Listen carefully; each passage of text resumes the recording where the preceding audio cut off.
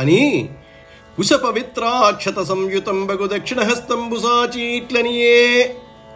ఈ విధంగా పలికి దర్భలతోనూ అక్షతలతోనూ పవిత్రమైన కుడిచేయి చాచి వామనుడు ఈ విధంగా అన్నాడు: స్వస్తి జగత్రయీ భువన శాసనకర్తకు, స్వస్తి జగత్రయీ భువన శాసనకర్తకు, హాసమాత్ర విధ్వస్త నిలింపభర్తకు, ఉదార పదవ్యవహర్తకున్, మునీంద్రస్తు మంగళాధ్వర విధాన విహర్తకు, నిర్జరీగళన్యస్త సువర్ణ సూత్ర పరిహర్తకు, దానవలోక భర్తకున్.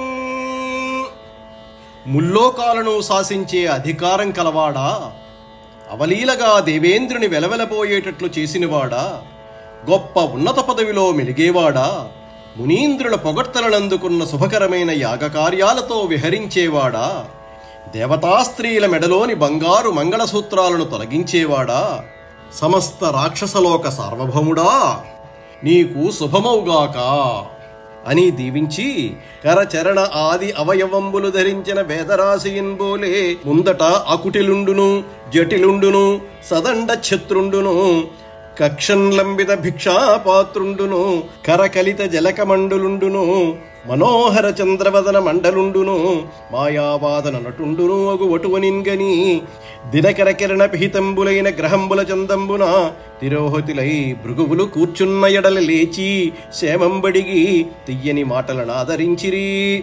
బలియును నమస్కరించి తన గద్దెయ ఉనిచి పాదంబులు తుడిచి తన ప్రాణవల్లభ పసిండిగిండి ఉదకంబులు పోయ వడుగున్ కొమరుని చరణంబులు కడిగి తడియొత్తి తత్సమయంబున పై విధంగా దీవించిన వామనుడు కరచరణాలతో మానవాకారం ధరించిన వేదరాశి వలె బలి ముందు నిలబడ్డాడు.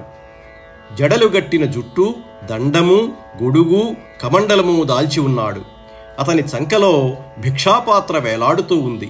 అతని ముఖం చంద్రబింబం వలె అందంగా ఉంది. అప్పుడతడు కొన్ని చతురోక్తులతో నటించాడు.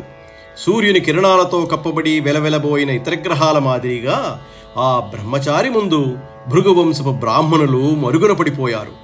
వారు లేచి నిలబడి వామనుని క్షేమాన్ని అడిగి తీయని మాటలతో అతన్ని గౌరవించారు.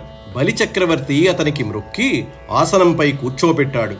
అతని అడుగులను తుడిచాడు. తన ఇల్లాలు బంగారు కలశంతో నీళ్లు పోయగా రాక్షస సార్వభౌముడు ఆ అడుగులు కడిగి తడి తుడిచాడు.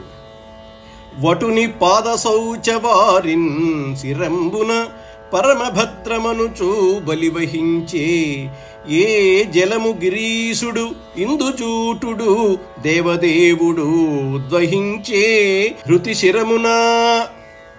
జటాజూటంలో చంద్రుని ధరించిన మహాదేవుడైన శివుడు ఎల్లప్పుడూ ఏ నీళ్లను తలపై ధరిస్తాడో అటువంటి వామనుని కాళ్లు కడిగిన నీళ్లను బలిచక్రవర్తి మిక్కిలి మేలు కలిగించేవిగా తలంచి తలపై చల్లుకున్నాడు.